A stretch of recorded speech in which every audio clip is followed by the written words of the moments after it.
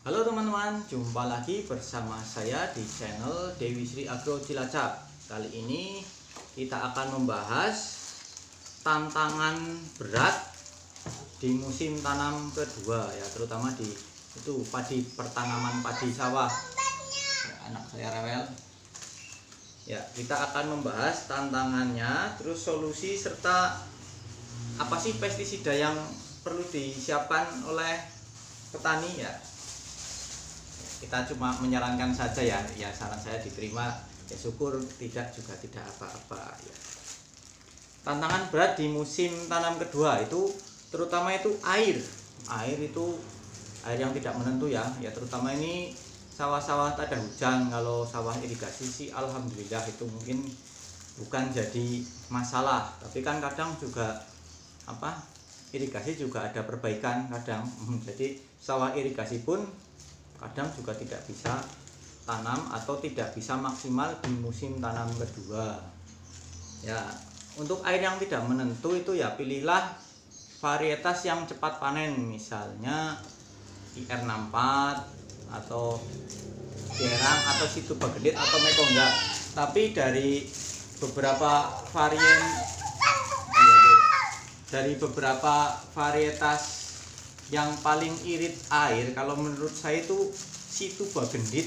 Jadi ditanam di ladang pun lumayan bagus Situbagendit, tapi ya tidak sebagus kalau di sawah gitu. Tapi Situbagendit itu relatif lebih hemat air dibanding yang lain. Atau mungkin di tempat lain ada varietas lain yang lebih irit ya, mungkin saja misalnya mungkin Trisakti atau apa itu katanya 75 hari sudah panen, itu kan malah lebih bagus. Tapi kalau di sini tidak ada jenis itu, belum ada lah. Ya, hama di musim tanam kedua akan lebih kebal. Jadi ya, mungkin anaknya apa cucunya hama musim tanam pertama itu musim penghujan, itu anaknya lebih kebal, jadi lebih sukses daripada induknya. Ya, itu kalau musim tanam pertama umumnya ya. Dulu, kalau sekarang itu udah agak beda. Dulu ya, walang sangit itu cukup menggunakan sipermetrin aja udah mati itu kalau musim tanam pertama. Tapi kalau musim tanam kedua itu minimal metomil atau imidacloprid juga dicampur sipermetrin atau insektisida dengan bahan aktif ganda, klorpirifos, sipermetrin itu kayak Sunkill, Starban, Nurel, Permifos, itu banyak pokoknya. Tapi kalau musim tanam pertama itu cukup menggunakan sidametrin atau BPMC itu sidabas, itu walang sangit sudah mati. Itu dulu, tapi kalau musim tanam pertama tahun ini itu udah beda. Musim tanam pertama tahun ini tuh hamanya juga sudah kebal. Mungkin tahun depan malah mungkin beda lagi. Lebih mahal-mahal lagi pestisidanya, hamanya juga lebih kebal. Jadi ya kita lebih penyakitan apa gimana gitu ya. Yaitu hama lebih kebal. Jadi pengeluaran petani itu lebih banyak, aman untuk pembelian pestisida itu lebih banyak. Tapi kalau penyakit itu relatif berkurang, misalnya kresek itu ya, itu di musim tanam kedua itu hampir tidak ada, jarang kita temui. Mungkin kalau musim tanam kedua sekarang mungkin ada, tapi kemarin itu jarang banget. Kalau musim tanam kedua kok tanaman kena kresek atau patah leher itu jarang. Biasanya itu bulan-bulan Januari sama penyakit seperti itu. Oh ya, di awal tanam itu kan kita butuh benih padi ya. Itu biasanya benihnya sudah expired, kadang ada yang kurang teliti atau gimana itu ya. Benih itu kan ada expirednya. Jadi best before sebaiknya digunakan sebelum, meskipun kadang sudah expired pun sudah tumbuh, tapi ya sebaiknya yang belum expired, makanya itu namanya best before. Terbaik sebelum gitu kan. Jadi sesudah pun mungkin baik ya, karena kalau musim tanam kedua itu ya kadang sisa-sisa benih musim tanam pertama tidak kita retur ke supplier atau nggak enak diretur gitu loh kadang kan dijual lagi gitu loh. Tapi kalau saya itu musim tanam kedua itu jarang jual benih karena resiko itu expired sama apa, permintaan juga jarang kalau musim tanam kedua. Biasanya petani lebih suka menggunakan benih sendiri. Tahun kemarin, panenan kemarin dipakai sendiri. Itu kalau musim tanam kedua. Ya kalau itu kan ada di labelnya warna biru, ungu, itu yang apa, kertas kecil itu di dalam itu dibaca aja expirednya kapan. Jadi belilah, sebaiknya beli yang belum expired. Nah ini masalah keempat itu yang ini mungkin ada 2-3 tahun belakangan inilah, asem-asemen.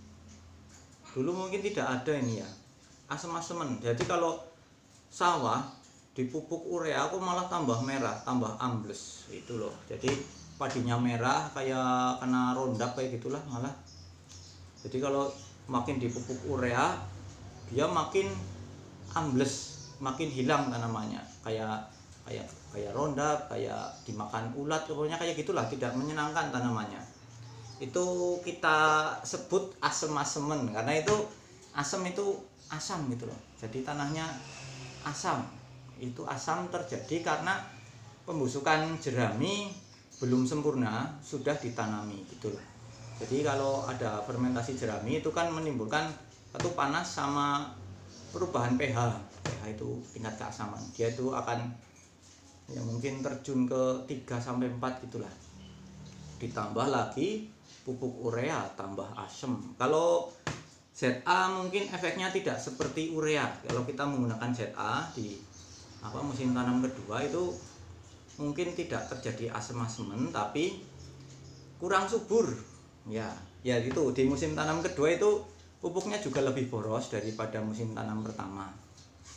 Dikasih urea asem-asemen, dikasih ZA kurang subur. Jadi ya solusinya sebelum tanam, setelah dibajak itu ya, atau sebelum dibajak juga boleh, ditabur kapur dolomit biar pH-nya ya terkendali lah, nggak netral tapi ya lebih terkendali. Kalau netral itu kan 7 tapi jarang banget kan itu kita mencapai pH 7. Air minum aja ya Pak, pH-nya 6 berapa gitu lah. Tanah itu ya 5 sampai 6 itu normalnya di sini itu loh.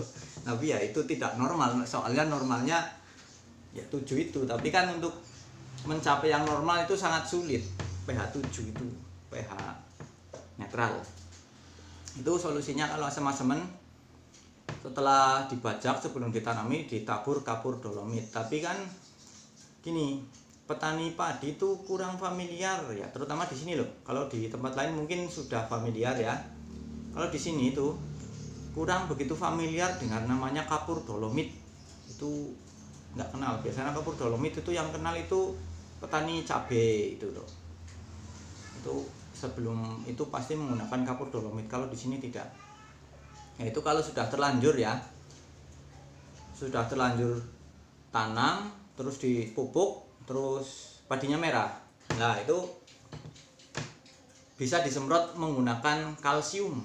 Ya merek dagangnya mungkin Kalsigro, terus Kalsimak, Balikal ini yang baru ini lumayan bagus dari Arena Agro atau Bimasil atau Topsil gitu. Itu bagus itu kalau disemprot untuk tanaman yang asem-aseman atau yang padi merah setelah dipupuk itulah. Itu aplikasi bisa dicampur dengan pestisida, ya, bisa dicampur dengan insektisida dan fungisida tentunya ya. Campur regen, antrakol, kalsium ya, insya Allah seminggu udah menunjukkan hasil yang positif gitulah. Regen, antrakol, kalsium ya. Regen bisa diganti dengan Vipros atau dananya banyak bisa diganti dengan Virtaco. Antrakol juga bisa diganti dengan Kozen atau Delsen, tapi Delsen kayaknya udah nggak ada ya. Itu aja lah, antrakol atau Kozen atau Siflo juga bagus itu. Siflo tapi lebih familiar ke hortikultura. Terus kalsium itu banyak banyak merek dagangnya. Kalau saya jual Kalsigro, Balikal, terus Gokal, ya biasanya kal-kal kayak gitulah. Atau yang sudah terkenal tapi sedikit terlupakan, CNG itu dari Saprotani Tama, itu bagus itu CNG, tapi kan bentuknya granul, tapi ya larut dalam air. Itu satu tangkinya dikasih 5 sendok. Jadi 5 sendok itu blek di ember, nanti disemprotkan, dicampur dengan pestisida. Itu insya Allah 1 minggu saja sudah menunjukkan hasil yang positif. Itu merek terserah, yang penting fungisida insektisida sistemik, untuk kali aja ada ulatnya, fungisida kali aja ada jamurnya untuk pencegahan jamur juga, sama kalsium. Itu yang penting seperti itu. Kalsiumnya bisa yang terkandung di dalam CNG atau kalsium tepung yang banyak beredar di pasaran, yaitu solusi untuk asem-asemen. Nah, pestisida yang dibutuhkan, wah ini kalau musim tanam kedua itu panennya bakul pestisida kayak saya itu, jadi pestisida penjualannya lebih tinggi daripada musim tanam pertama itu, insya Allah.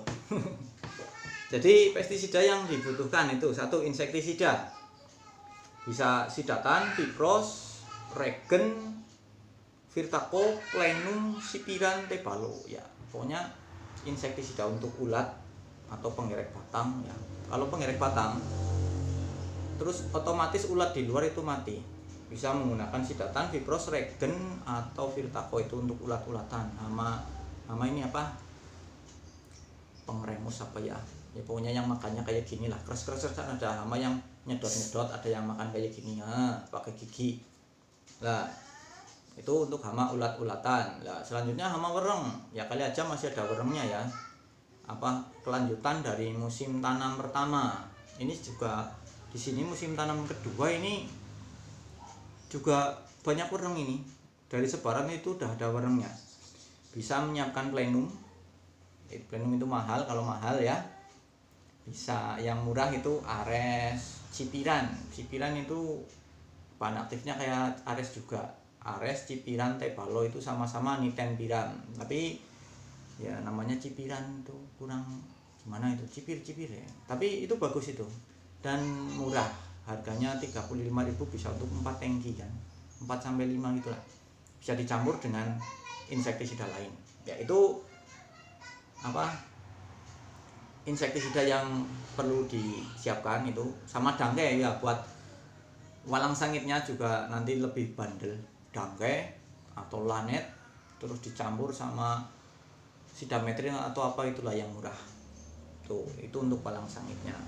Kemudian fungisidanya disiapkan Antrakol, Filia, Ziflo, Rekor Plus. Nah, Rekor Plus itu bagus itu, tapi murah dan kurang terkenal tapi bagus. Amistartop, Kosen itu bagus tapi ya kurang terkenal juga. Ya, kalau dananya banyak ya Filia, Sekor, Amistartop itu serba Sigenta itu kalau dananya banyak, tapi harusnya bagus.